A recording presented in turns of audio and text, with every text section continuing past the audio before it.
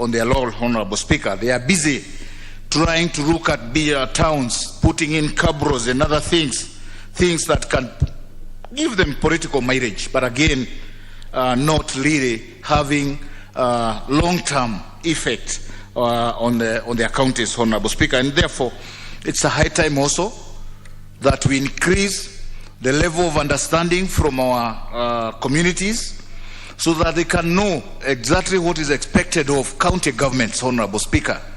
The accountability on these county governments, and as far as accounting for the monies that they are given, as opposed to developments that are happening in their counties, is very low, Honorable Speaker.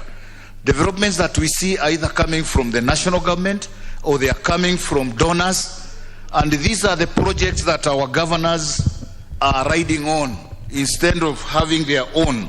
And this has serious consequences, Honorable Speaker, because much of the revenue that is then left to county government is being misused in some instances in organizing political meetings and political activities, Honorable Speaker, instead of going to the development of those counties. So, Honorable Speaker, as I insist that we need to relook at civic education to our communities, to be cognizant and aware of the expected developments that come from the county governments direct, and be able to discern them from the national government projects as well as the donor projects, which are all over, Honorable Speaker. We have markets, we have cabros that are going on throughout. They are all funded by donors, and credit is taken by the county governments, who then would not account for the money that was given to them through what we are doing here as National Assembly on the revenue division bills that we pass every year. Honorable Speaker, I support with those few remarks. Leader of Majority, are you ready?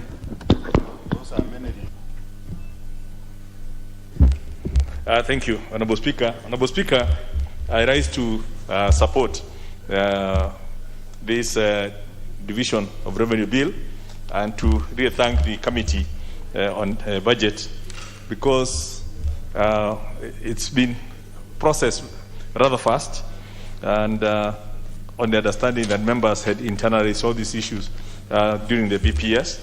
And I want to thank members for even agreeing yesterday to shorten the publication period, because that enabled us to be able to discuss this, and I can hear there is actually overwhelming support for it. I just want to, and I know it's been mentioned, it's a very, very important, yes, very short bill.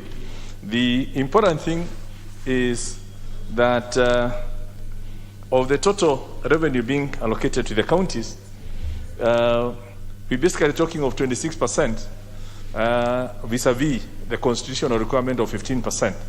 And, you know, as the revenue, as a base, revenue base increases, this represents quite a lot of money going to the counties. And I want to echo what members have said, that we actually need to see value for that money when we visit our counties. CDF only receives 2.5% of the shareable revenue, actually 41 billion. We are talking of 370 billion here. It's a fraction, about almost 9 times what CDF is receiving. But you can see visible projects in about every constituency, and it's credit to the committee. And when you even look at the amount of overheads attributable to it, hardly got beyond 5%. But when you now look at what the counties, and I've seen this in some of the counties that I won't mention here, you will find within the same primary school, we will have done a classroom for the primary school at about 1.2 million. The ECDE that will be done by the county, you will hear, has costed like 1.5 billion. But the most ridiculous thing is that on the day of commissioning that ECDE, if you look at the total cost, the budget for the commissioning, yeah, from the tents, from the entertainment, the public mobilization, it costs about another 1 million. Yet, so it tells you where our money is disappearing. But we do hope that our governors out there, and that's how most of them have become unpopular, both current and in future, will be able to look into the bigger interests of the country, and we are not giving them 370 billion just to show their power, and with big motorcades, kicking out everyone on the road, and but it's basically to deliver on the 14 functions that were devolved to the counties. Honorable Speaker, when you look at within the explanations, I think there's a table that gives, how this money, the entire 2.1 trillion, how it's been allocated to specific functions, specific interests. And the bottom line is that after taking into account issues to do with matters of national interest, which must be taken into account, matters of public debt, which must be paid, is a priority, other obligations that must, like pension and all that, have to be met, and emergency, kind of allocating money for emergencies and for the strategic grain reserves and all that. And we actually left with only 547 billion as the money available for distribution, of which the county government take 370, and the national government is left with only 172 billion to finance all these other expenditures. So, Honorable Speaker, when I hear the senators, and I know county government, the governors would have wished even to have, 500 billion given to them. Everyone wants more money. But the framers of our constitution, and some of us were there, when we were putting matters within Article 203, that even in the distribution of money, because people always ask for more, that distribution must take into account these issues of national interest, public debt, other national obligations, and those other needs of marginalized areas, the contingency.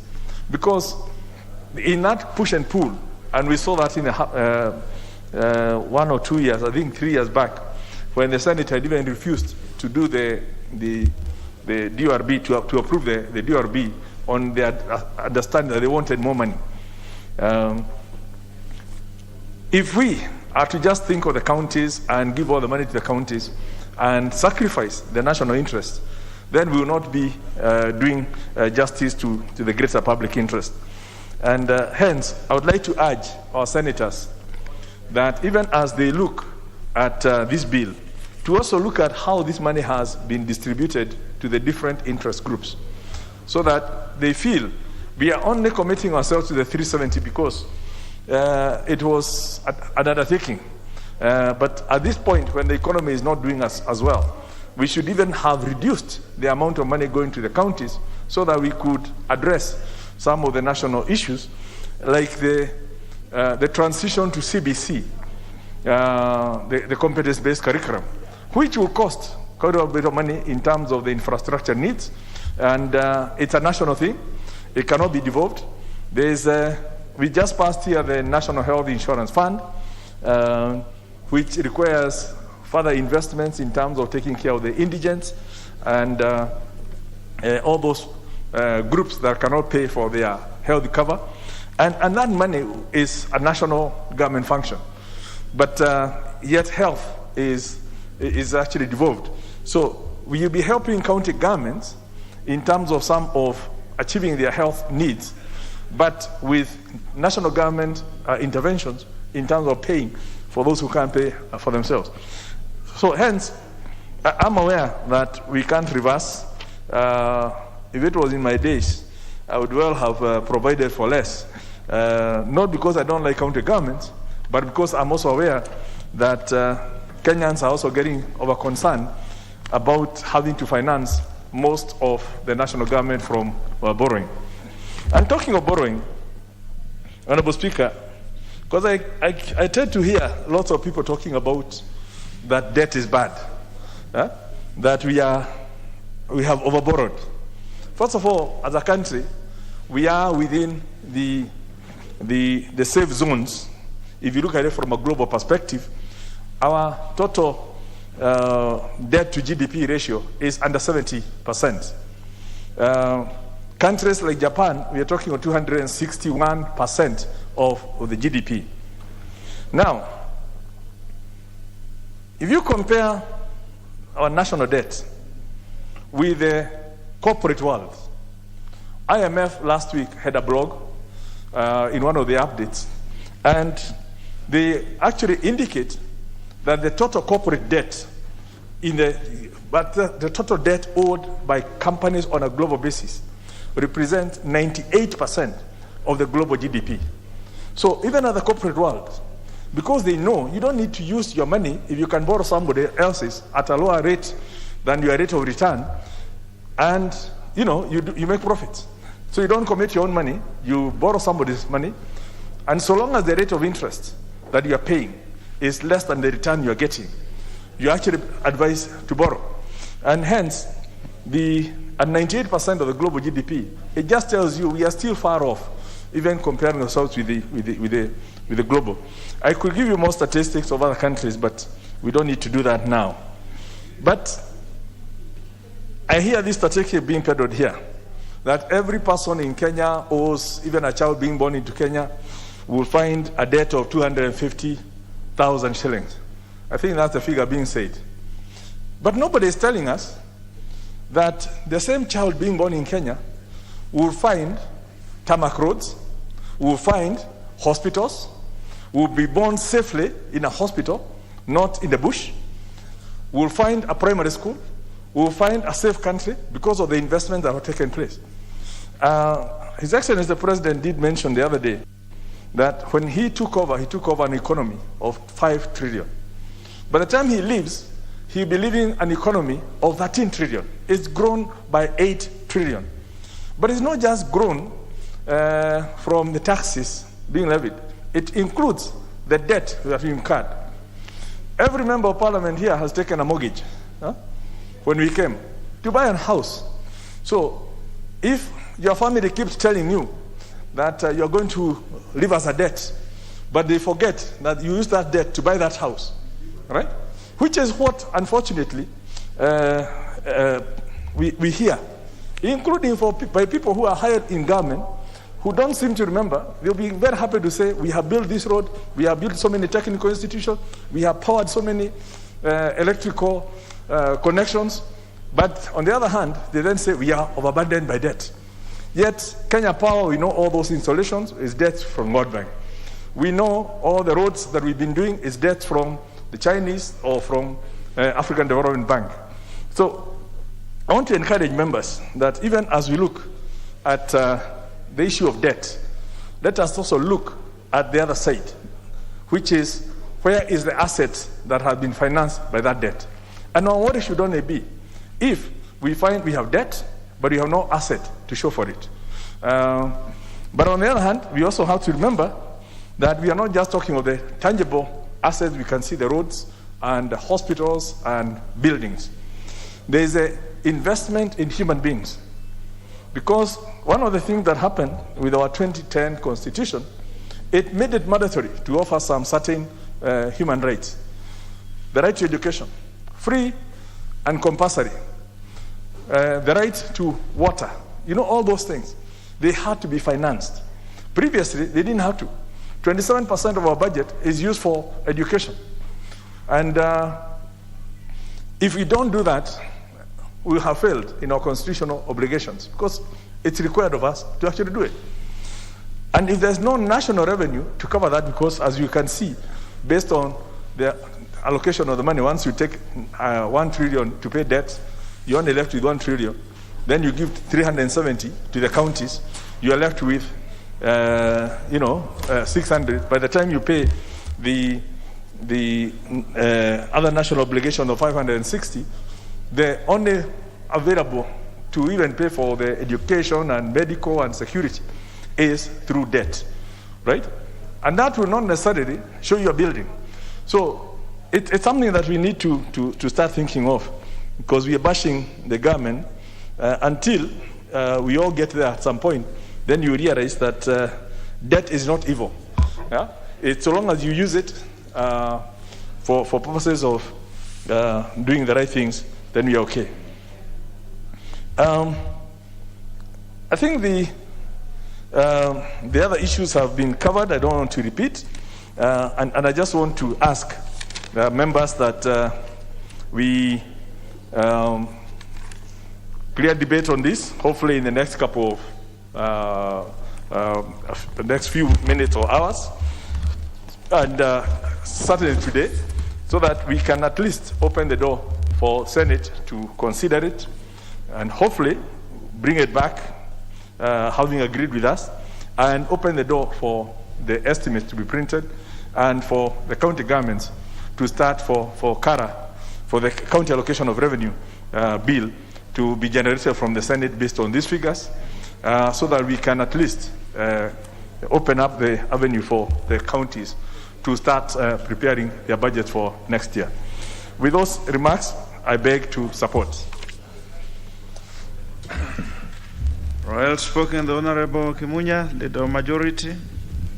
The Honorable Bunyasi, Member for Nambale. Thank you, Mr. Speaker.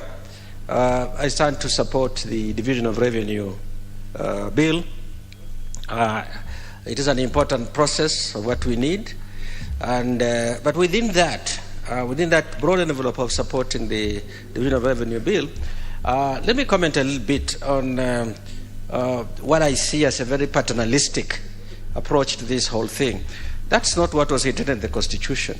The Constitution realized there were 48 governments, 47 county governments and national government.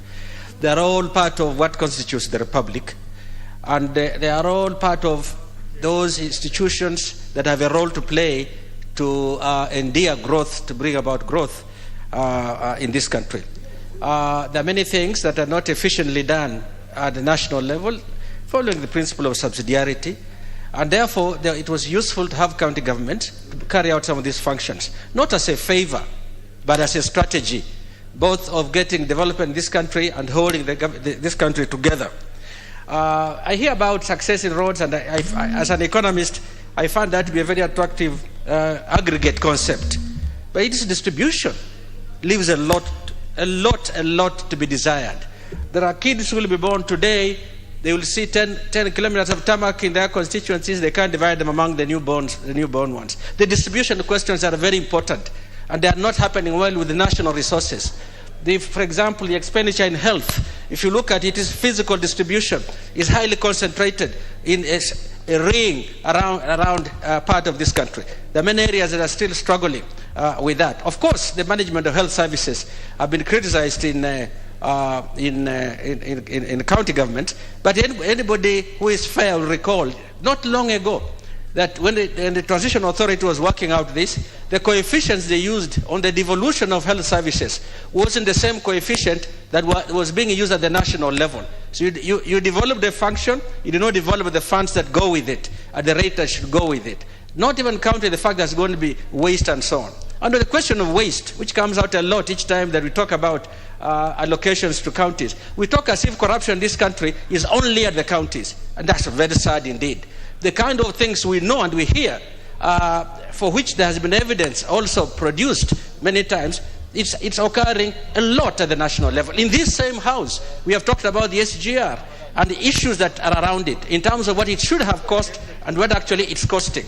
Even on our PPP, and I hope that Majority Leader maybe next time will clarify the issues there, that the expectation was that it was going to cost about 27 billion. It's 84 billion. On which component has it been rising? It has not been on the foreign component. It has been on the domestic component. They say the cost of moving services have gone up. By how much? What a factor. So even though we accumulate debt, for example, linking that both to debt and devolution, first, to devolution, it means that a shilling left at the center is not necessarily more efficiently used than a shilling that goes to the county. We have to be realistic, we should do a good analysis, and we should be able to use that accurately when we are describing this situation. But now if you relate this to debt, the amount of waste that goes in pampering up, looking for the right word, in having costs that are really there to benefit people. That is wastage, theft that goes with it, or bribery, whatever the case might be, that the unit costs are much higher than would have been elsewhere. And we have seen that. And things like ROSE are global comparisons, and we are on the high end on that. On the SGR, Ethiopia is doing it at the same time, and we are very much higher than that. Just how much can be contested. So debt is also okay, but in all these countries we talk about, in Japan, you're not going to get debt and waste it. In the US, you're not going to borrow and steal it. But we have big problems around that. So these comparisons are not true and are not really comparable. But I want also to say, in Japan, the GNP, the gross national product, is 105% of the GDP. It's twice. The GNP is twice the GDP. A little more than twice the GDP, which means that they are deriving their income from essentially global trade. And they are deriving their income from the exchange with the rest of the world in ways that they derive earnings enough to pay it back. We are not there yet. We are struggling to get there. So we are at a point, and as I always say, if you live in a country in which 70 shillings out of every 100 goes for paying debt, as opposed to a country in which it is 30, there's a difference there. The stress levels are not equally absorbed. They are distributed unevenly because the income status already in the country is highly skewed. So when we do that, we minimize the pain that the people at the bottom of our society are experiencing. Let us accept that in fact to get a stable economy, you don't have to have big budgets. You may have big budgets, but it depends what they are doing. If you look at an honorable majority leader, for example, I want in the positive sense, I can refer to him now. During the Kibaki era, if you look at our debt level, there's a trough. It came down, stayed down, and only rose up as 2013 was coming. But people think the best time in Kenya, the old and the recent old ones, was the time of Kibaki. There was calmness, there was growth. People felt it in many parts of the country. Then suddenly, while we were doing more all around, we were having less in many places. I come from Busia. The amount of new roads that have been done at this famous 10,000 or more is extremely limited. In my own constituency, we had 8 kilometers of road, out of which 300 meters have been done. It came out from Bungoma, entered my constituency, 300 meters, the rest of the 7 point something has not been done. So there is a lot that when this is said and praised, it reminds us of the inequality and inequity that we have in the system. That we should address. If we address that, first, growth would be spurred faster. There is no corner of this country that has nothing that it can do that adds to the economy of this country. But if we go on in a way praising a few successful cases that are uniquely distributed, that doesn't help the rest of us. It demoralizes us. You sometimes say, I will talk about the same country. That is something that must be addressed. The division of revenue bill, giving us the funds that go to the counties, is one salvation that we have got, that we are guaranteeing a certain minimum to these counties. Now let me step back a bit on the allocation itself. 370, we can look at 26.5% is well above 15.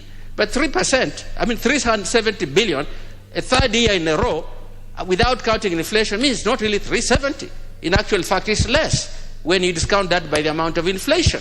So it's not a great idea that we have withheld the nominal figure. If we are holding up the effective figure, meaning with inflation added or accounted for, it would be much greater. You would be saying it's still 370, even though nominally it's 385 or something. But it's 370 means it's going down.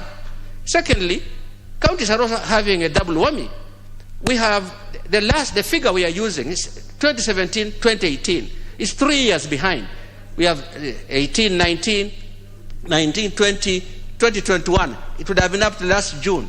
Let us also, and Honorable Wanda is not here, I know he praised himself being the chair of Public Accounts Committee, but we can't praise ourselves 3 years behind. We hold the figure constant at 370, we are 3 years behind. They could have benefited just by virtue of updating the last audited figure. That we must work on. If we are serious about devolution, we must do that.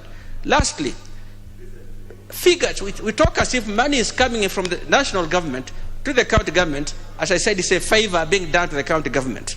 That's why you have your health expenditures. That's why you have the food security questions that should be taken care of. That's why you have the social protection, effective social protection, meaning the income that households can earn, not necessarily receive through government transfers and so on. So this is why 50 million of our people actually live, including Nairobi. In Nairobi is one place, for example, 40%, they said the other day in a survey of the Kenya Bureau of Statistics, that 40% are unable to cope with rent. Also, that means there is poverty as here. There's deep poverty as well. That the funds that go to these geographic areas can in fact spur growth, can in fact be used on poverty-reducing programs, and it's not a favor. It's what the Republic needs to do. And the Republic decided that they would do so by having this division. Mr. Speaker, sir, there's a lot to say about transfers to the counties. And I would hope that going forward, for example, if we are seeking to do that 35, the magic 35% that was supposed to be arrived at, good, we have done 26% with 3 years behind, with 3 years without counting for inflation. There still has some way to go. We must commit ourselves, because it's not, by so doing, we do not deny Kenya anything. We are investing at levels at which the poor live, in environments they live.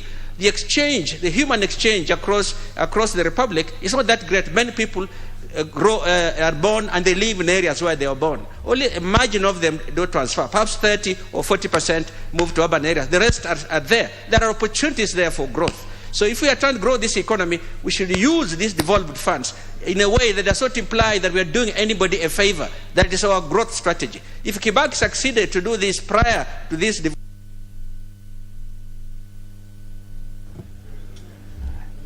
Honorable Bunyasi, it's always a pleasure, as I've always said, to listen to you. And when you say that, and they were saying that there's the argument that the counties are now getting 27%, and then you said the counties are not enjoying a double whammy. That is nice. Thank you. No, you are done. You've done well. The Honorable Lesonet Moses, member for Eldama Ravine. Thank you, Mr. Speaker, for this opportunity. The opportunity, Mr. Speaker, to contribute on this division of revenue bill. Mr. Speaker, this bill shares the money between the 2 levels of government, the national government and the county governments. Mr. Speaker, from the onset, I want to say I support this bill. And I want to make the following observations, Mr. Speaker. Mr. Speaker, the first observation is the very ambitious total shareable revenue of 2.1 billion shillings, 2.1 trillion shillings, sorry, Mr. Speaker. Mr. Speaker, this government anticipates to collect 2.1 trillion. Mr. Speaker, when you compare with the collections done in the last financial year and the imagination that we can collect 2.1 trillion, Mr. Speaker, from the onset, that will not be possible. And Mr. Speaker, the national government will finance the shortfall in the attempt to collect 2.1 trillion through debt, whether domestic borrowing or foreign borrowing, Mr. Speaker. Mr. Speaker, the only problem, including me, that I have with debt is, Mr. Speaker, when most of our revenue goes towards paying debt, servicing of interest and principal repayments, Mr. Speaker. And if we despite what the majority leaders say that we are on very safe grounds in terms of borrowing and in terms of debt, Mr. Speaker, year in, year out, the amounts that goes to servicing of debt and interest is increasing, Mr. Speaker. And if we do not control this borrowing, Mr. Speaker, we may reach a time where all our domestic revenue goes towards servicing of debt. And Mr. Speaker, when we are repaying, especially the foreign debt, we don't repay in Kenya shillings, Mr. Speaker. We repay in foreign currencies, most of the time the US dollar. And that means, Mr. Speaker, If all the dollars we have or we are collecting goes towards loan repayment, it will have an impact on our Kenya shilling, and to an extent, it will impact very seriously on the Kenyan population. So, Mr. Speaker, I'm just here to caution that the national government needs to look what will they do so that they actually meet this target of 2.1 trillion shillings, Mr. Speaker. Mr. Speaker, yes, from this bill, we may be able to say, oh, we have given the counties more than 15%, that we are not far from the 35% anticipated in the BBI proposal. Mr. Speaker, but these are revenues of 2017-2018. Mr. Speaker, these are revenues audited as a 2017-2018, Mr. Speaker. And whenever we speak to the Auditor General, Mr. Speaker, they have done their audited books of accounts past this period. But these reports may be stuck somewhere, including maybe stuck in this house, Mr. Speaker, so that we can reflect the correct position, Mr. Speaker. Even if it was going to be 26% of last year's revenue, Mr. Speaker, of course, the amount which would have gone to counties would definitely be more than this 370 billion, Mr. Speaker. But nonetheless, Mr. Speaker, we want these 370 billion shillings to go into good use. And from the onset, for us to be able to get equity at county levels, at all counties, I'm here to say that the formula which we use to share revenues between counties need to be relooked at, Mr. Speaker. A county like Nairobi, which is collecting so much money from all of us at any given day, Mr. Speaker, yes, they don't need to get as much as what they are getting now. And Mr. Speaker, for your information, the Nairobi County could be getting more than 15 billion shillings of this 370. We need to relook. We need to relook at that formula so that the cities which have opportunity to collect monies from land rates, they have opportunities to collect monies from licenses. Mr. Speaker, there are various opportunities to collect revenues so that we can get a part of this money, more money going to counties like the county I come from, Mr. Speaker, called Baringo. And Mr. Speaker, as I talk about money going into good use, the focus, Mr. Speaker, should shift to people. To people that we want to invest so that the lives of people can change, Mr. Speaker. We want to do activities that can improve lives, Mr. Speaker. We may do as many roads as possible. Like, Mr. Speaker, from the constituency I come from, I know people lose farms border the tarmac road. You have a farm, it opens to a tarmac road, Mr. Speaker, and you are still poor. Mr. Speaker, I live in a constituency where a farmer still has an electricity line over his head, but he's still poor, Mr. Speaker. So I'm saying, Mr. Speaker, we need to channel such resources, this 70 billion, a part of this 370 billion, to see to it that the lives of people change. Meaning, Mr. Speaker, we need to put in money to mitigate the cost of farm produce, farm production, Mr. Speaker.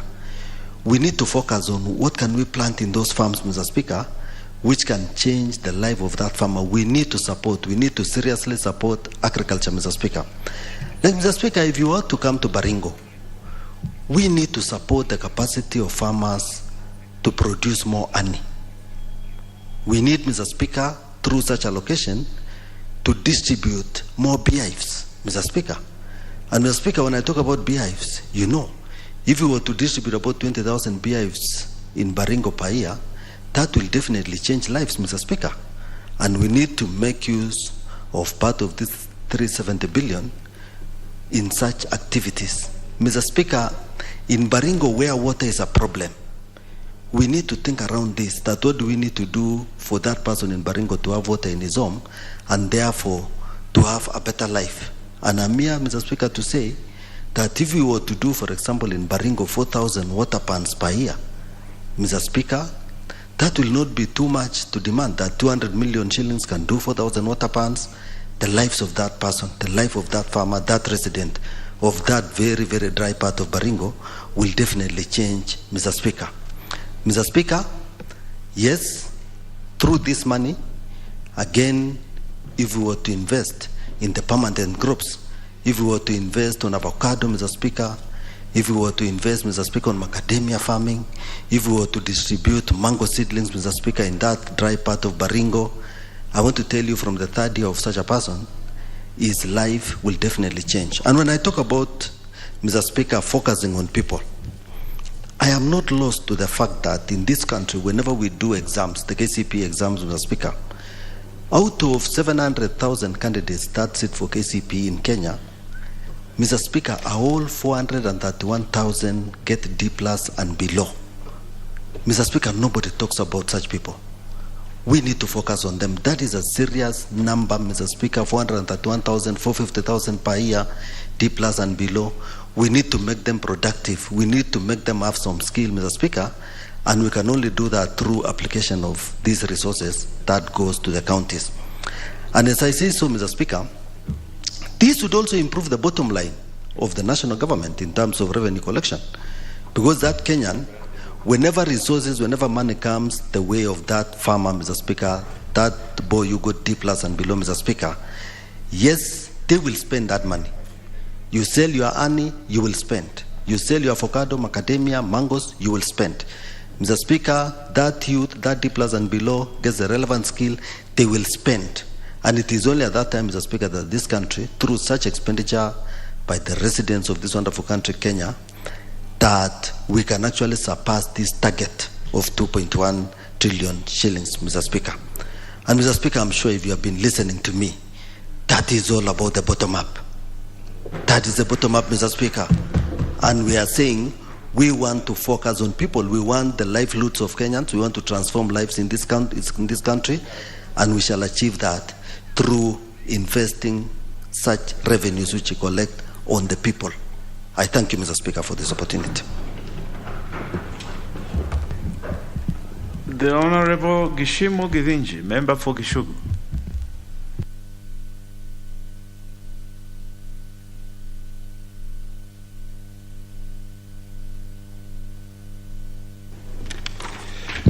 Thank you, Mr. Speaker, for that opportunity, also to support the Division of Revenue Bill. Mr. Speaker, Kenyans give themselves one of the best prizes in terms of creating devolved units called the counties when they passed the Constitution of Kenya 2010. And though the devolved units are very important for the purposes of devolving the resources to the counties, it has emerged and has been confirmed from the contribution by the members that these resources sometimes are also not used appropriately and to the benefit of the people who passed this constitution. Mr. Speaker, one of the areas that is still a nag and a problem is the amounts as usually collected by the counties. And I believe there has never been proper audit of these amounts. And as one of the members has also clearly stated, that I agree with him, county governments, when they were called, they were called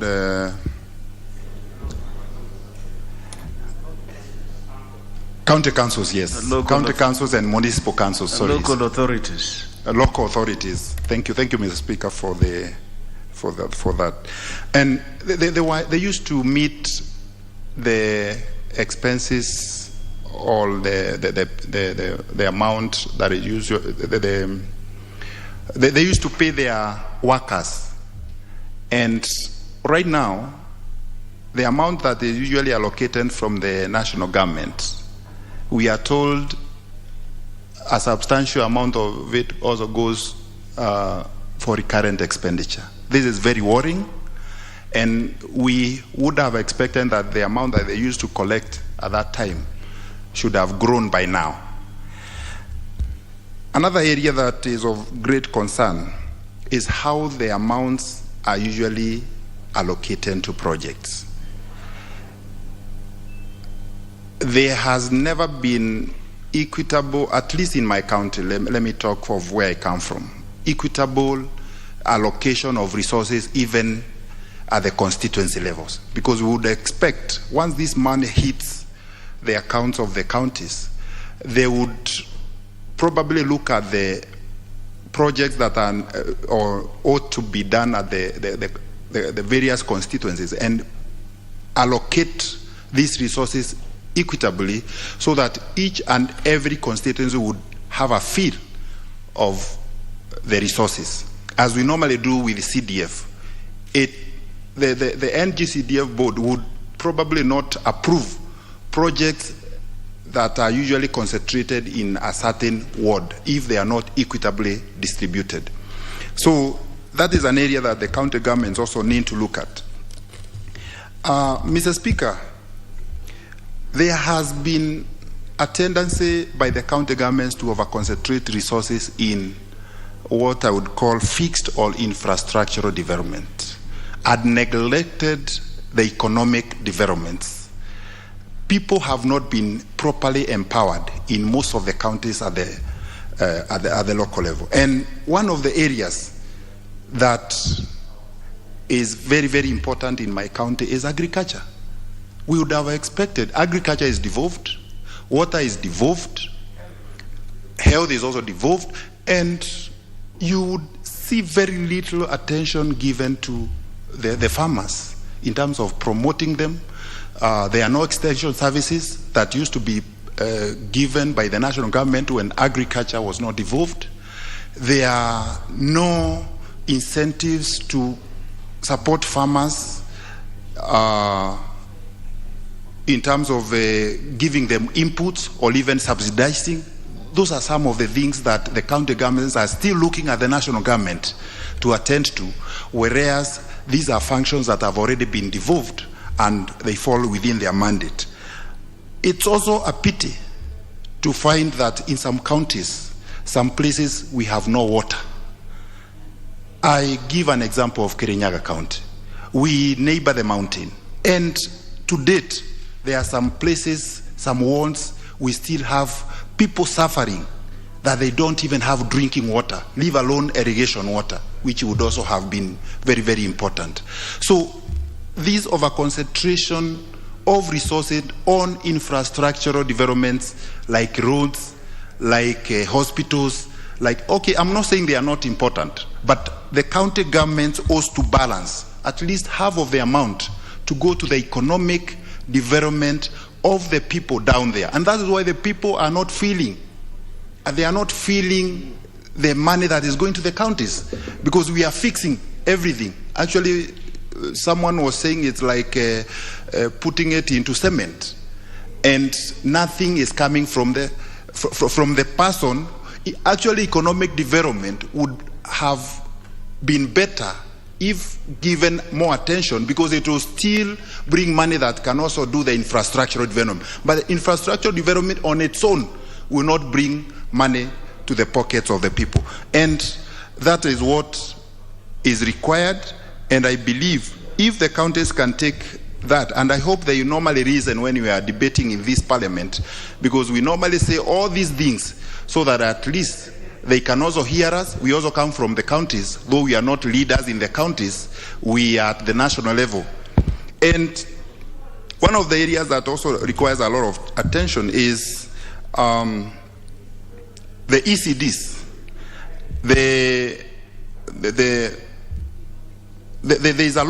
There's very little attention that is given to education at the lower level, which are called ECDs. And I've met so many teachers of the ECDs who are always complaining that their pay is so low, the conditions within which they work are very poor, and you find, like CDF, I may be required to do renovation in a school, but once I do a proposal for an ECD, it cannot go through because it is under the county government. So sometimes we are left to sympathize with the small kids who are actually starting to learn, and the county governments have really neglected those low levels of education. So, Mr. Speaker, without belaboring the points, I believe it's the high time the county governments relooked at how they apply their resources to give it, to give attention to economy rather than just infrastructure. Mr. Speaker, I support. The Honorable Wanyonyi Kevin.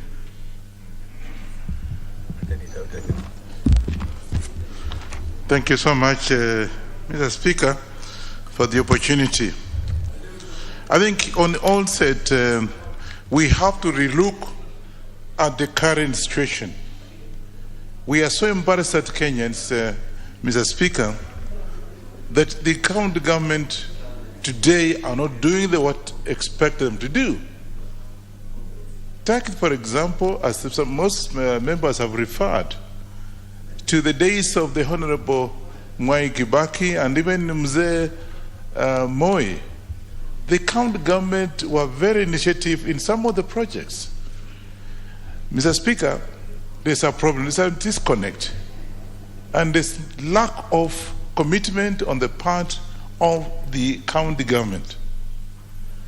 And I think on the very onset, what we need to do is for these county governments to be every year to tell us their budget and how much they're able to generate given whatever resources they have given to them, other than waiting for the central government to be able to give them money for even the current expenses. I would expect that a county like my county, Trans Nzoia, is regrettable. I don't want to make it a debate here, but it's regrettable. You find that there are some people working there have not been paid, and long before, a county like Trans Nzoia would have expected them to be able to even send some money to the central government to meet some of the expenses. And therefore, I think on the onset, Mr. Speaker, we want the county government to be able to tell us exactly how much they need, even because I'm not seeing what they are doing. As somebody mentioned, maybe because of the county government members, the MCAs, some of them don't even understand the budget process. All they do is to go draw the salaries and go home, so that we do not have that critical input from the MCAs to tell us that, look, this is what it is. So I think even the bill that unfortunately was brought before this House, where we required most of them to be having degrees or even at worst diploma, should have actually been passed and been enforced so that we be able to get people who are able to understand what is happening. I take example, for example, those days when you were young, you would see county government, people collecting revenues with receipts. Yeah, even I remember, Mr. Speaker, when I was very young, in my primary school, we used to make the ropes and go and sell on a particular day to the marketplace. It was on Sundays, on Thursday, I would beg a button, and you go there and you know what you're going to pay for the county government. And that money, and you find so many things going on.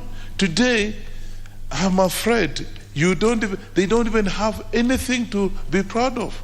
So I think managers who are saying what you are saying, look at the CDF, 2.5%. Go out there and compare what they are giving, 15%. Now I want to increase. Mr. Speaker, I think it's regrettable. People must be held accountable for whatever they're supposed to do. Look at what CDF has done. And in my own constituents, I just walk proud. But I can't see even the so-called ECD infrastructure is not there. And even the teachers teaching, they are complaining of the salaries. So what the hell are we doing now? We want to give them more money in this evolution? I think let's sit down and look at it critically and be able to know exactly where we are. I expect, for example, Mr. Speaker, that because we have now put a bracket for each county. Say Nairobi, we expect it to generate such and such a amount of revenue. Go to Kiambu, go to Bungoma, go to Siaya, whatever county they are. Let them tell us exactly how they are and see the deficit, which can now be filled in by the central government. For example, you go to the markets. I've gone to some markets. You can't believe this was a former market that was generating revenue for the county governments. Some of them are not even there. I've gone to 2 or 3 places, and now the people are selling, Mama Mboka selling bokas there and fish, what have you. They ask a member of parliament to assist if they can actually construct sheds for them. So where is the function of our brothers and sisters in the county government? I think we have to be very, very careful. Let's not just please people left and right, that now you want to increase the allocation from the central government to the county government. I don't know how much. 35%? No. That is just, I think we are just kidding them around. We should actually be able to come, because there should be evidence at the end of the day, be held accountable. This is what we have done with the money, and this is our projected revenue generated. So I think, Mr. Speaker, we have to be serious if this country has to develop. It's a shame. Even your own place, look at the market where actually the county government is supposed to generate revenue. Tell me if the some of them has been renovated the last 10 years. Nothing. And people now selling things on the street, in corridors of, you go to the place in town, you find people hawking around with whatever items, be they videos, what have you, because there's no control. So I think I'm not very happy, much as the majority have their say, their way, but the minority have their say. We actually have to look at this contribution from the central government to whatever. And then, of course, let's have people account, because now the so-called governors, I don't want to stand for a governor, I'll go back as a member of parliament. They are not just saying to see what we're going to do. And again, we make mistakes. Let's get people who have been approved, who have been here. Like, my brother here, if he stood for governorship, I'll vote for him because he has gone through here. He can prove that he's able to do things. But people coming from the offices and going to be made governors, we're just going around. We're just kidding ourselves. We'll never even develop in this country. But take any of members of parliament who have been here, and it's been proved. They'll be able to have, so that this country can be able to develop, for heaven's sake. Even Sangok can make a very good governor. Compare to somebody who just comes from, a man who just walks in here and you see because he has got the money. I can tell you a case, Mr. Speaker, without any prejudice. We picked somebody, he was working for the African Development Bank. Then he was a permanent secretary. And we said this one will bring development in that particular county. I don't want to say which one. It's a disgrace today. It's a disgrace because we thought that people would do nothing. So that is beside the point.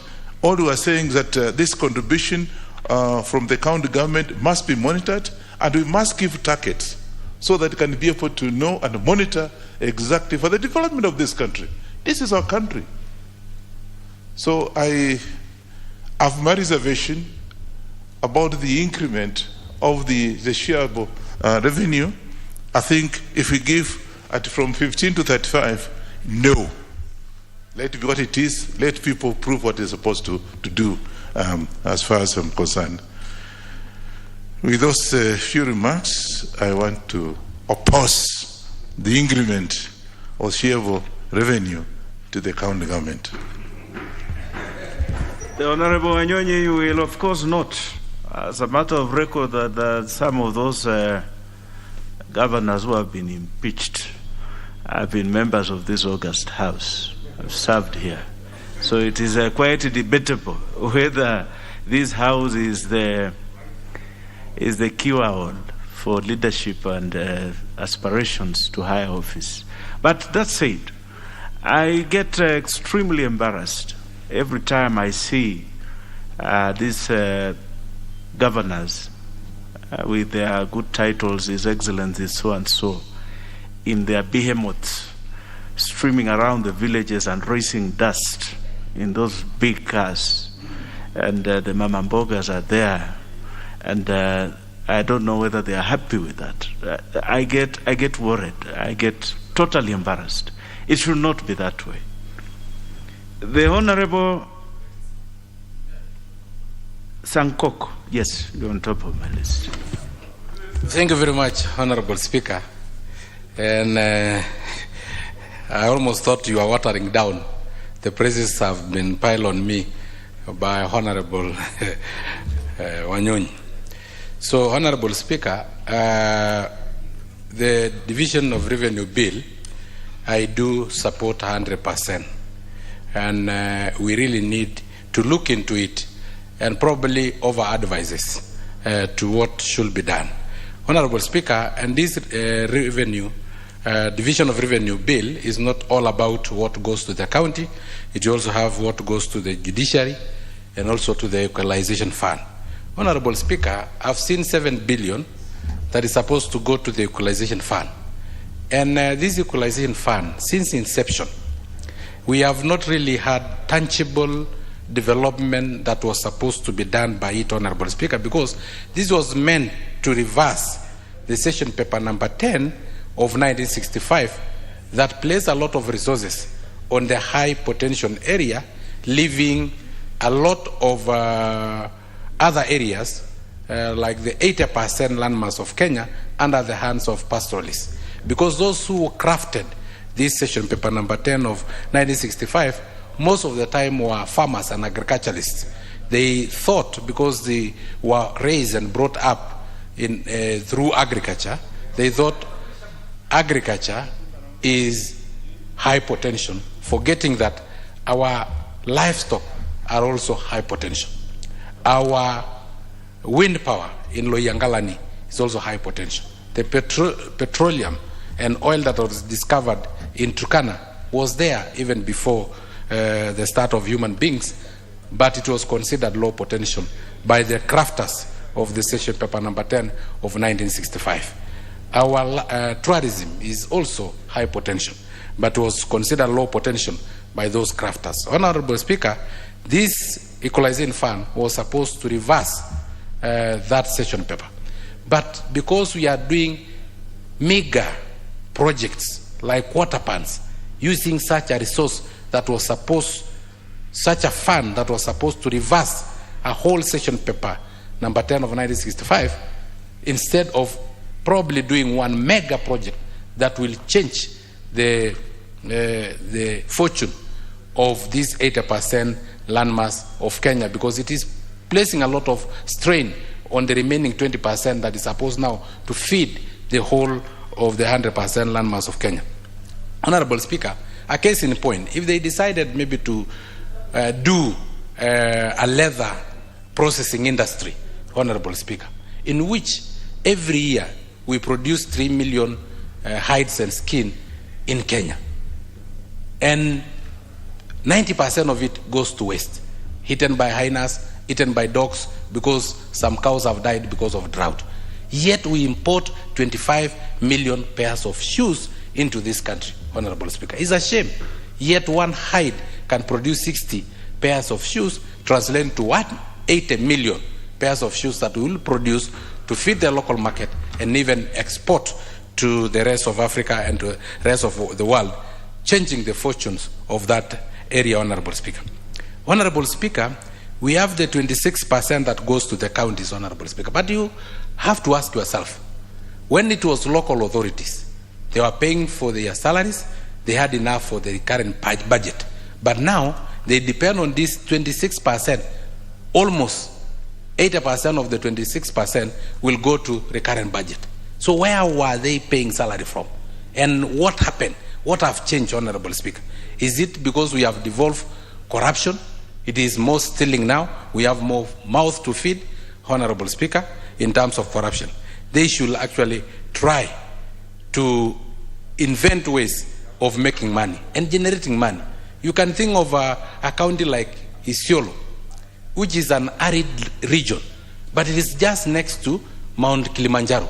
Why don't you just use gravity, use PVC pipe water from Mount Kilimanjaro, and it will flow using gravity all the way and irrigate the whole of Wajir or the whole of Isiolo through all the government roads. These pipes will distribute water, and those residents will be great farmers more than those in Mount Kenya East and West, Honorable Speaker. Honorable Speaker, there are potatoes producing regions in this country, and the counties themselves cannot even negotiate with KFC, which import potatoes, Honorable Speaker.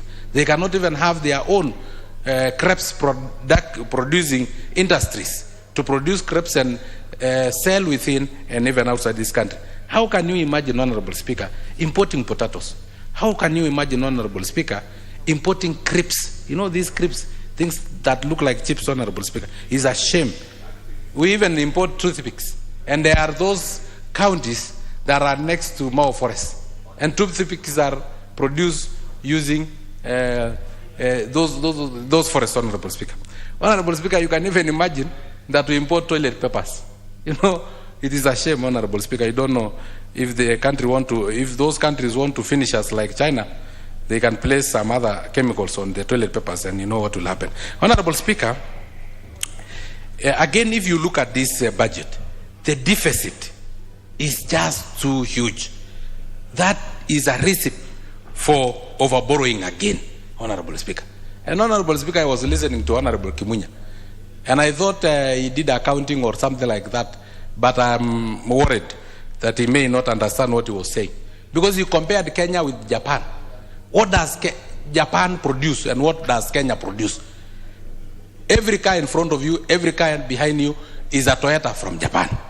And now you compare with Kenya, which is known only for production of children and production of graduates who are not employed, Honorable Speaker. Honorable Speaker, we can't have those comparisons when we are doing such a very important motion like the Division of Revenue Bill, Honorable Speaker. Honorable Speaker, if now we have to overborrow and have loans as a burden to our citizens, and you know, he was saying that the president have said we now have an 8 trillion economy.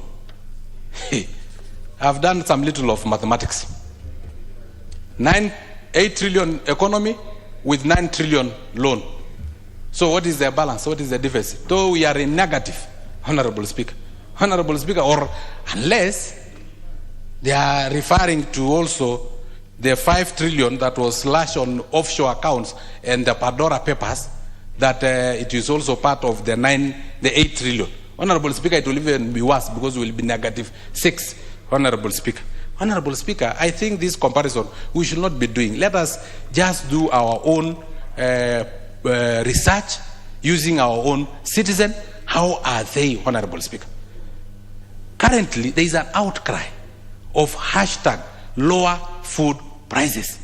Kenyans can't have the basic of the basic needs, because I think the basic of the basic needs is food.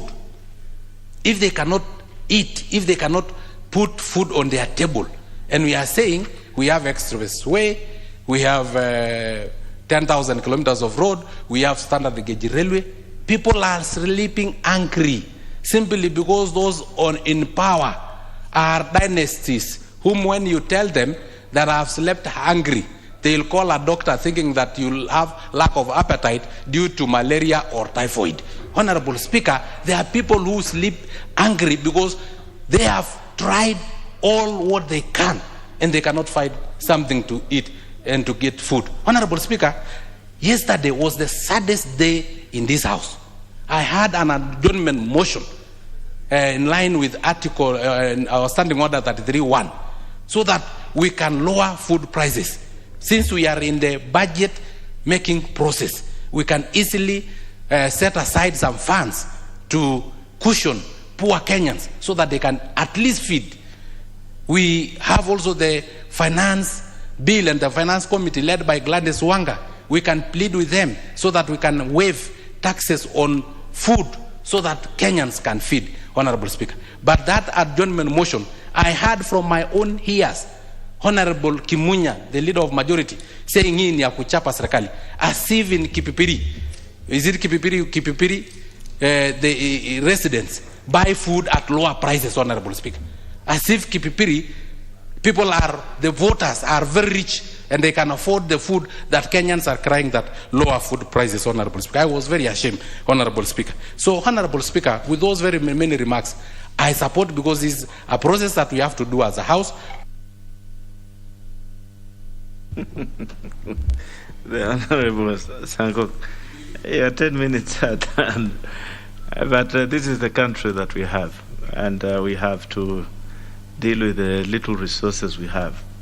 It is difficult. It's a tough balancing act for those who wield the knife, and the cake is so small sometimes. But we'll now have the Honorable Limo, member for Kipkelion East.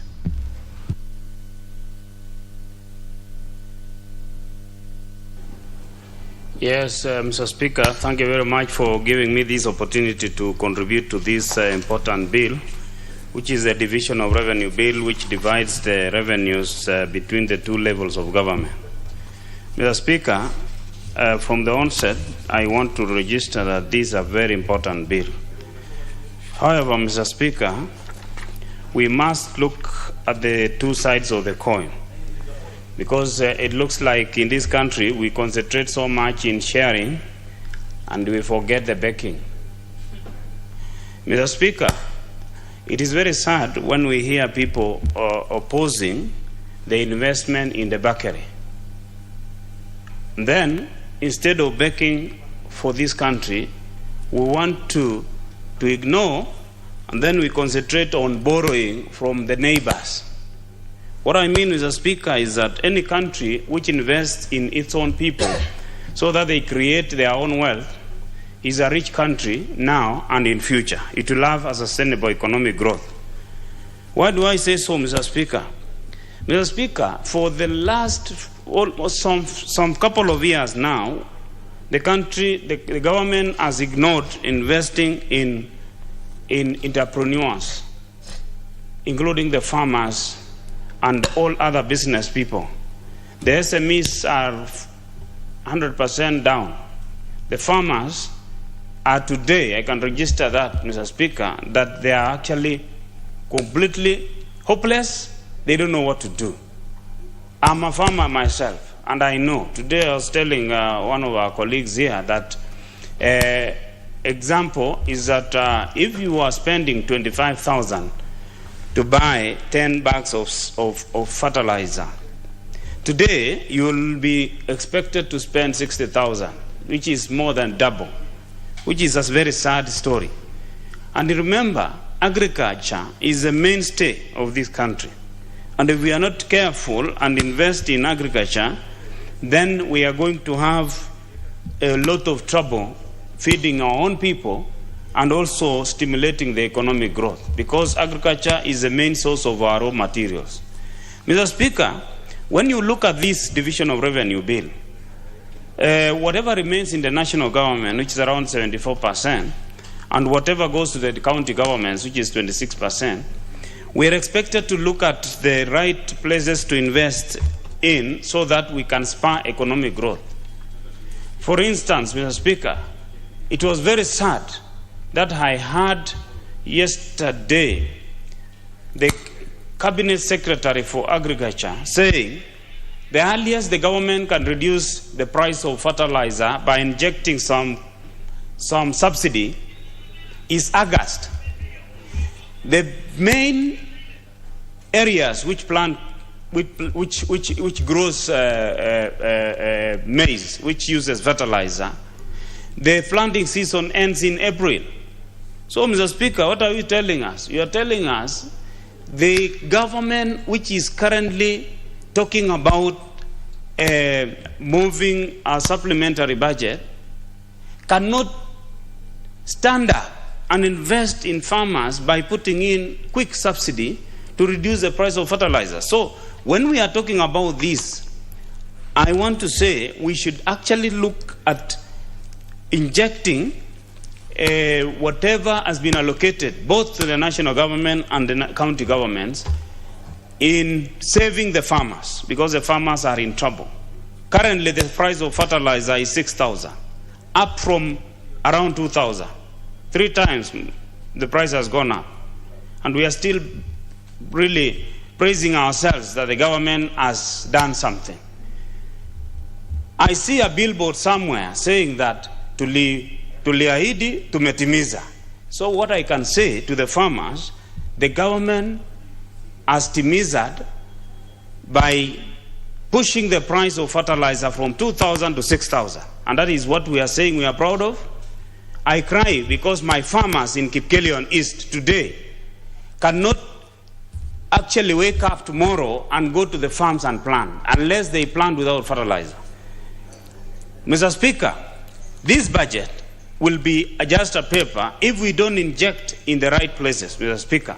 I want to urge, one, that once we divide this to the county governments, I want to urge the governors, especially the ones who are coming in after election, to ensure that in a small way they support the farmers. Most of the governors in the previous dispensation has failed totally to support the farmers because they have failed to even work on the cattle dips for those who are keeping cows. They worked on, like mine, where I come from, Kericho. They worked on it 2013, 2014, then they abandoned. So what has happened? The farmers have abandoned concentrating on dairy farming. They have also abandoned giving seedlings to the farmers because our farmers need to be supported by being given subsidized, or if the farmers are those on the lower quadrant, they are given free seedlings, especially in maize. In the areas where he comes from, he give seedlings in coffee, in tea, paretram, and also, Mr. Speaker, they should be supported in setting up processing plants. Because, for instance, an example, the areas where I come from, like Kiprengwe, Momoniad, Kichawir, Kamachungwa, and the whole Kapsegeri area grow serious coffee. And they need a lot of support in setting up pulping factories. So we need the county governments to be serious in allocating funding to those small factories which are going to change the formula in this country, that people on the lower level are able to support the economy. The government should also ensure that when we support these small businesses and small farmers, we are going to expand the tax base. Because if you have so many people supporting the economy, then the tax collection will be very expanded. But if you don't you don't invest in the people, then you will have nothing to borrow, nothing to collect from them. It will be like collecting or milking a dry cow. And therefore, invest in the people, then you get so many people engaged in economic activity, then you collect more. We should not be concentrating on taxing heavily and taxing people who are not supported. And therefore, if we concentrate in investing in the people, we will actually stop borrowing. That's why you see the government now currently is actually in a panic mode. They are looking for ways of expanding the borrowing limit so that they borrow more, instead of looking at ways of investing the people and then they collect within the country in a small way. It is better that you have a very, very minimal tax rate and you encourage people to pay because they pay very little, instead of taxing heavily and you collect little and then you go out to borrow. Mr. Speaker, there is also need to have spending discipline. If you look at the expressway, which is built from airport to Westland, the other day we were shocked that the adjustment of cost is going up by around 22 billion. Why? It is going up because of the appetite to misuse the country's funding and and expand the borrowing burden, Mr. Speaker. Debt burden. The debt is growing and the economy is not growing. So, Mr. Speaker, I want to express a lot of dissatisfaction in this budget. But however, Mr. Speaker, we need a very serious parliament. I know parliament has been pushed to the corner, but we need to be very serious and be very independent so that we save this country. Otherwise, if legislators play to the ball, play to the hands of the executive, then the country is left with no one to look at. It is the same way in the county government. What has happened is that most of the county assemblies have actually gone to stay with the executive. So the country is actually left with no people to talk on their behalf. What I want to say is we need a serious legislature which is independent and work for the people. Otherwise, Mr. Speaker, I want to say let us concentrate on this, and when the estimates come, we actually inject the money to the right places and ensure that the people on the ground get the money in line with what we are saying.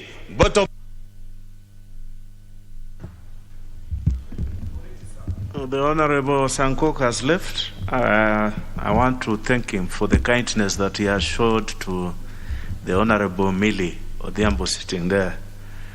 He knows what he did. He did a good thing. It is well. That is the way it should be. We should be kind to each other. The Honorable Russell Ali Saku. Thank you very much, Honorable Speaker. Honorable Speaker, on the onset, I want to support this division of revenue bill. As it is, it provides a pen picture of the budget macroeconomic outlook. As I sit here, Honorable Speaker, I ask myself several questions when this particular document appears before this House. What is the inflation at this point in time? What is our economic growth as a country? What is our debt superimposed against the GDP? These are some of the hard questions that we must ask before going into the finer details. We must seriously interrogate the budget. It is a matter of concern to our people. Article 95 of our Constitution in the role of the National Assembly. Honorable Speaker, the Vice Chair of Budget and Appropriation Committee talked about recurrent expenditure roughly to be in the region of 35%. I think we live in this country and we know what are the facts, what are the issues. I think if we have that sort of recurrent, then we are doing extremely well. I think recurrent is going into the zones of 70, 80%. That is why sometimes we find very minimal growth, both at the national and at the county government. Honorable Speaker, 27% is what is being allocated to the counties, and that leaves 73% at the national level. We must be very careful to only look at that 27%. We must be asking, what happens with that 73%? How much say do we have as members of National Assembly on how that 73% is being utilized to help our people? Honorable Speaker, the Leader of Majority is not here, but he really praised the debt. Debt is a major issue in this country. When we borrow, we don't borrow on behalf of future generation. We must borrow only on behalf of the current generation, so that we don't pass burden from one generation to another. Yes, debt is good, so long as it invigorates the economy. It becomes a catalyst for growth, employment, for better service delivery. But if it is about embellishing the welfare of a few well-connected individuals, then we must say no to that. Honorable Speaker, no country will depend on debt and loans. What eventually translates to, we will pay through our nose on taxation, because how will you run a government without money? And also, if our debt burden is so much, investors will find it reluctant to come to this country. And that is why we must control it. We must not give any government open check to borrow at any rate that they wish. Honorable Speaker, functions and resources. Today, almost every other function other than defense, security, foreign affairs, and national treasury, every other function is being run in the counties. The question we must ask ourselves, are we giving enough resources to those functions so that they are able to spur development? It is not that easy for us to sit at the center and ask that those resources are being wasted. But we must also ask, for those functions that have been devolved, how much is being dovetailed to help what goes to the periphery? Honorable Speaker, there is a factor of equalization fund in this document.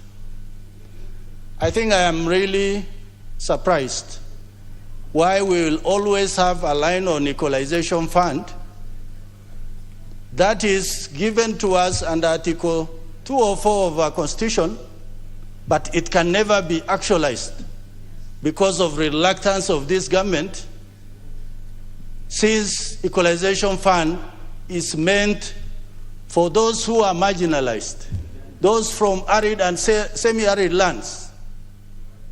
Then you put 7, 8, 9, 10 billion for a cent not to reach those needy people every year.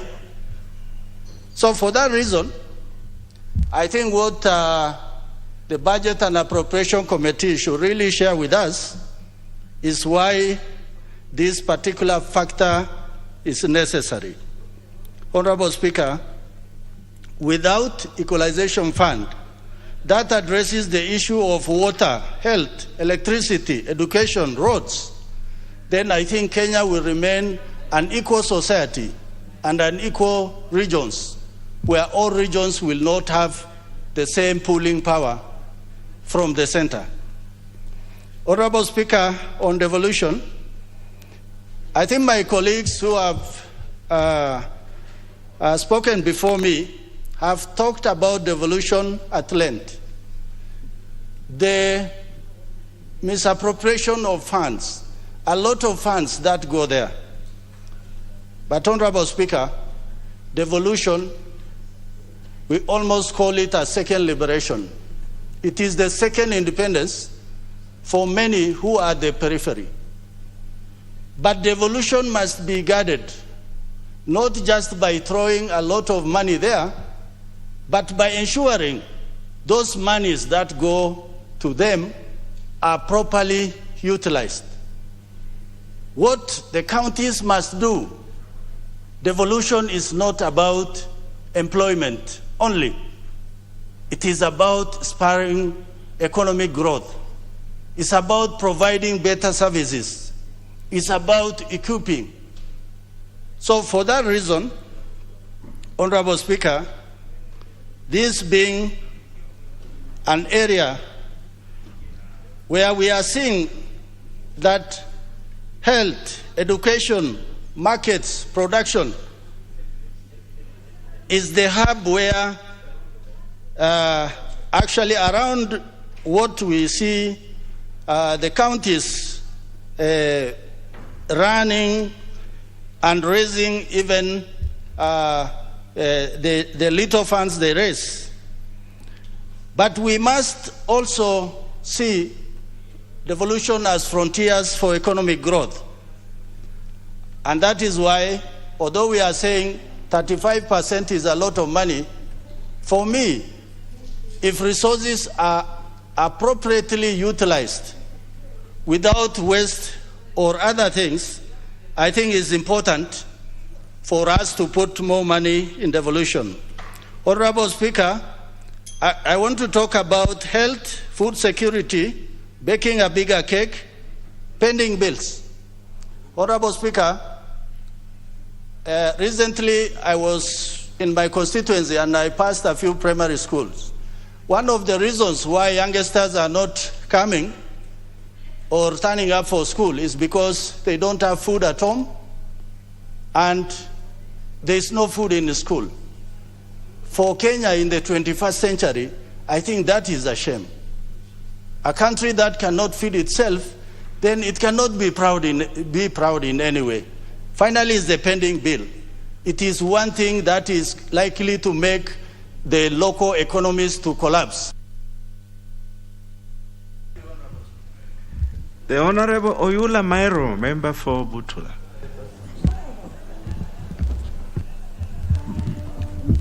Thank you, Mr. Speaker, for giving me this opportunity.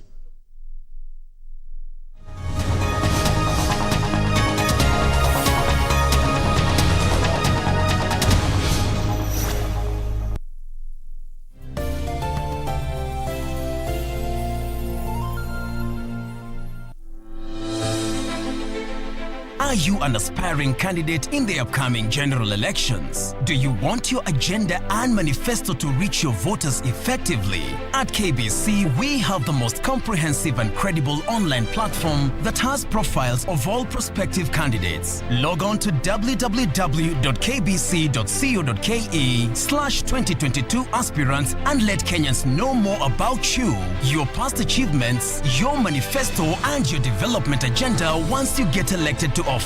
What's more, the website is easy to navigate. We will create your profile, post pictures and short videos with your campaign messages at affordable hosting fees. Log on to www.kbc.co.ke/2022 aspirants today and establish your brand authority as we lead towards the forthcoming general elections. Wazazi, watoi na maithu wetu. Don't be fooled. Get cyber smart and enjoy safe entertainment and education online. The Communications Authority of Kenya. Mawasiliano kwetu, nguvu kwako.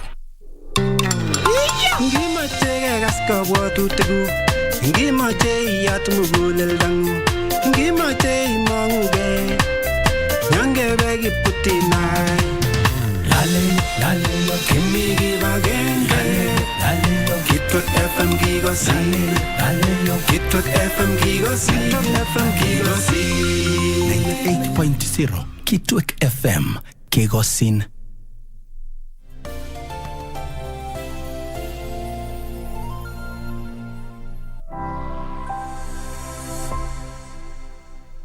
This Night brought to you by Communications Authority of Kenya. Don't be fooled. Get cyber smart and enjoy safe entertainment and education online. The Communications Authority of Kenya. Mawasiliano kwetu, nguvu kwako.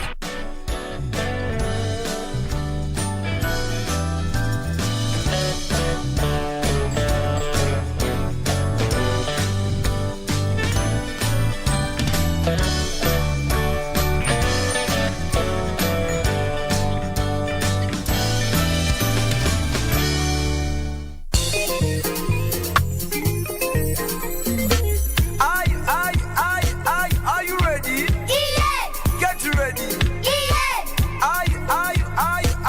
you ready?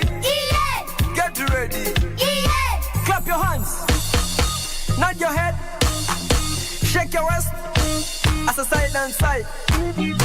Whoa!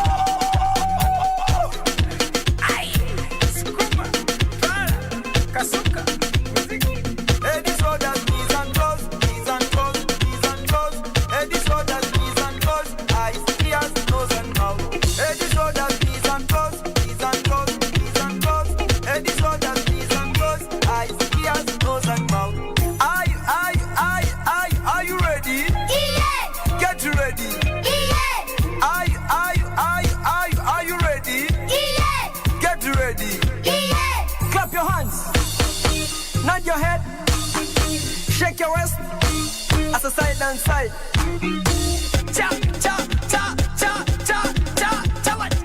Cha cha cha cha cha cha cha what? Jabo, jabo, jabo, jabo. Scoop,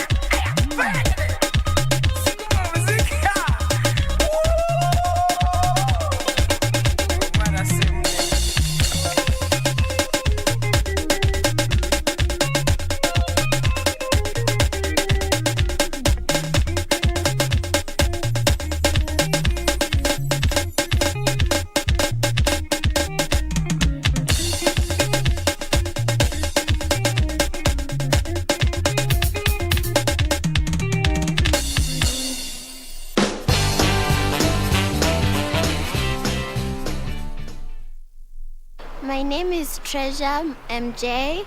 I am 10 years. I'm a singer, a trainer, and also a fashion designer. And I also write scripts. So I teach people how to level up mentally, how to discover themselves and know what they want in life. And I also sing gospel songs. And I write scripts for my friends and to also make people happy. Hello, this is Itzy Groceries. We're back in another video. Today I'm going to be telling you all how to level up mentally. So without wasting time, let's get to this video. Okay, so number one is avoid negative people and negative things. So negative people are everywhere, and I feel like everybody has their own opinions. So if you don't want to get into this whole entire thing, if someone tells you oh Treasure, you look so bad, and then the person might come and say, oh Treasure, you look so beautiful. So everybody get their own opinions, and if you have a bad opinion about someone, just keep it to yourself and shut it up and do not talk. In singing, I discovered when I was 7, but writing songs when I was 3, but my mother didn't realize it. And when I was about 10 years, that's when I started, writing scripts.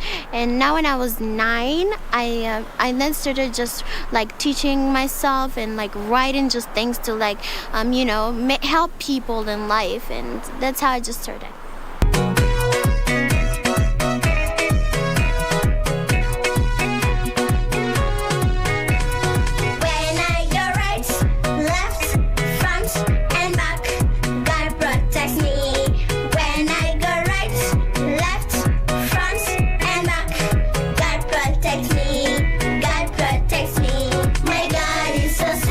I've written about 25 songs, but I have recorded 12 songs right now, and yeah. My favorite is My Healer, since it it just helped me, because each and every time like I sing it, I always like feel like I just feel so well and I'm healed, and it also gives hope to others that even if they're sick or even if they have like a problem at home, it's always gonna end.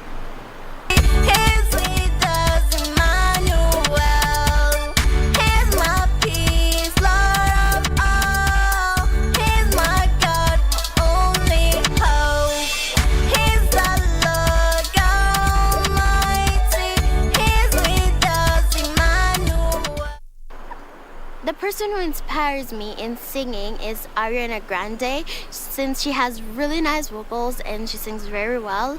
And the person who inspires me when it comes to like teaching, her name is Love Your Natural and Sniper Wolf, because they have an amazing, like their YouTube channel is always very active, and they just teach people really nice things, real hopeful things they like can relate to, and they're just things they're realistic.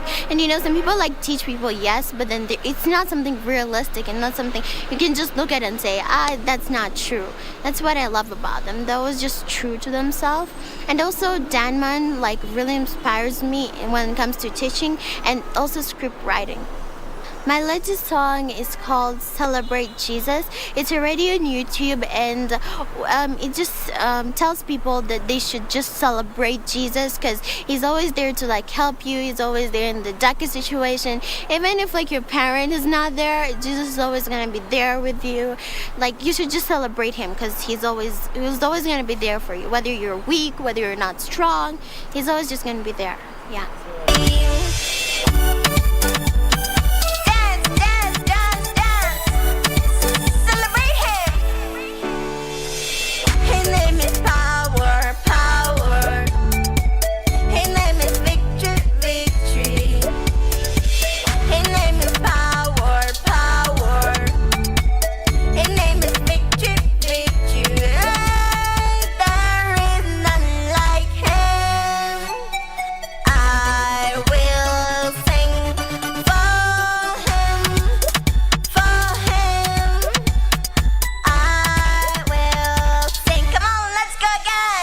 Some of the challenges, like me personally, it's time. Like, you don't have time since you're in school and you have to handle school and everything. Since you on Monday to Saturday you're in school, and then you have to miss some classes to just come and record some of your things.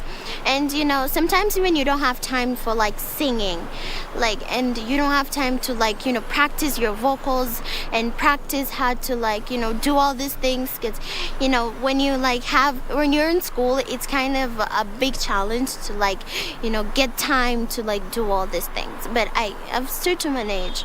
Yeah. I will sing for him. I will sing. Okay, so my future plans are maybe to record more songs and to inspire a lot of people and to travel worldwide, and to meet all the people that I love, and to, make people happy in this world. Yeah. Celebrate him. He's worthy.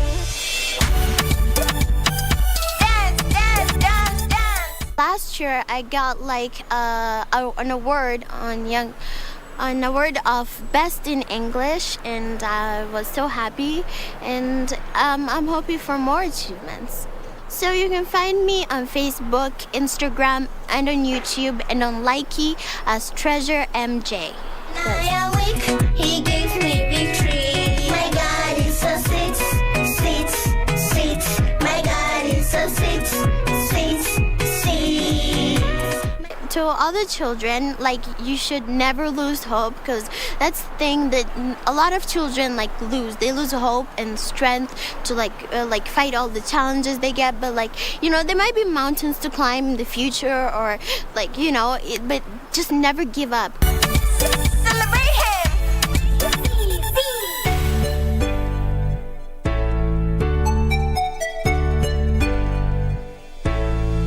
Praise God.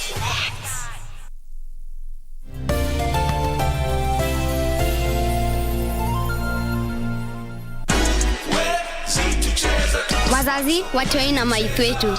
Don't be fooled. Get cyber smart and enjoy safe entertainment and education online. The Communications Authority of Kenya. Mawasiliano kwetu, nguvu kwako.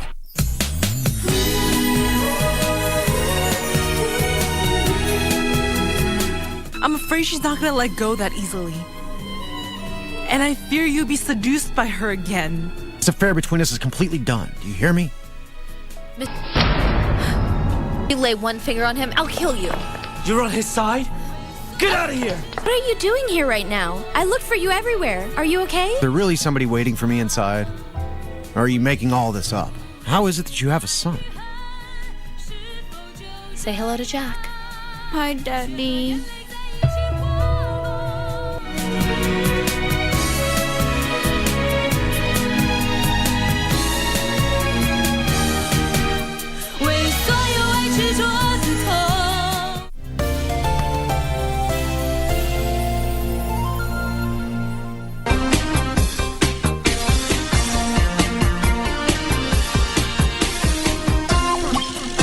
In today's story time, we learn about talents. What is your talent? Maybe you can sing. Maybe you can dance. Maybe you can play a musical instrument. Well, even in the forest, different animals, well, they decided to have a talent contest. And that is our story for today from here at the Textbook Center.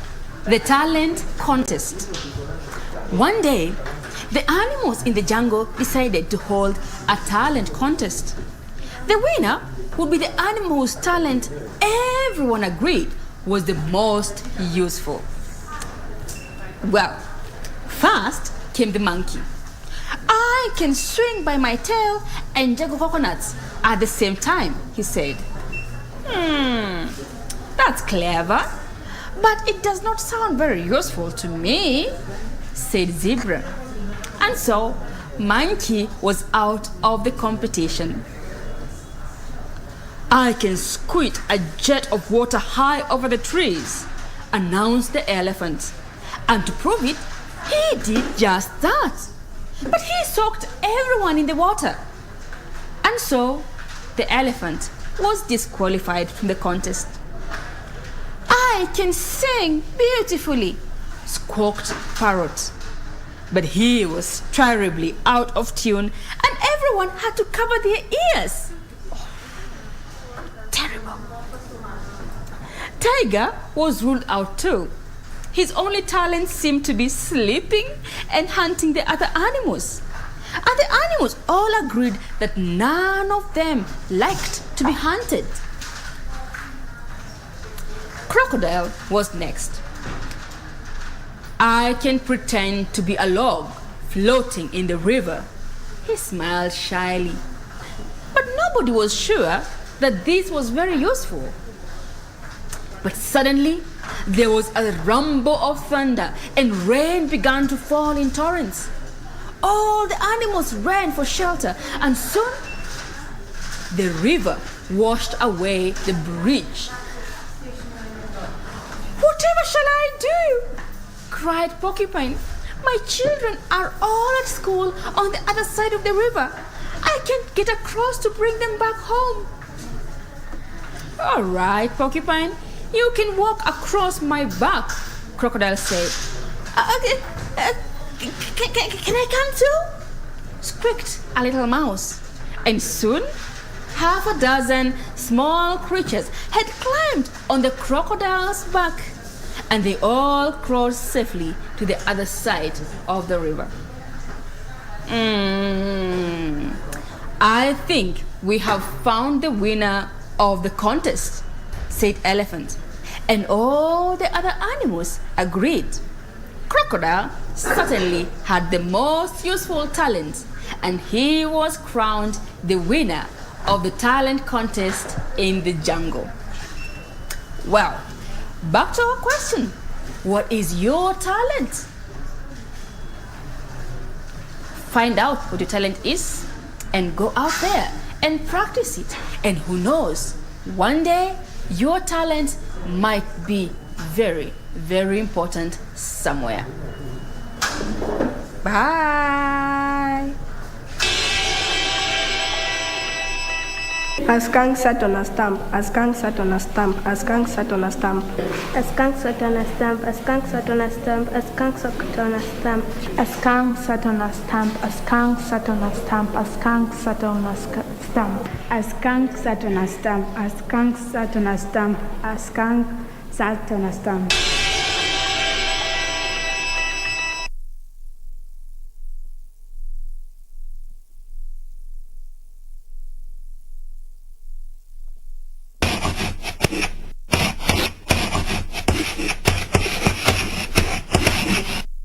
Hi everybody, welcome back to another episode of DIY. My name is Rishna and today I'm going to lead you through a spooky art activity.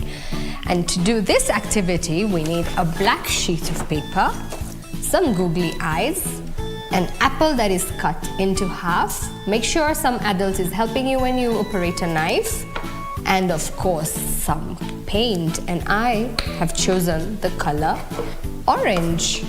I'm going to squeeze out some paint on my plate and then take the apple and dip it in the paint.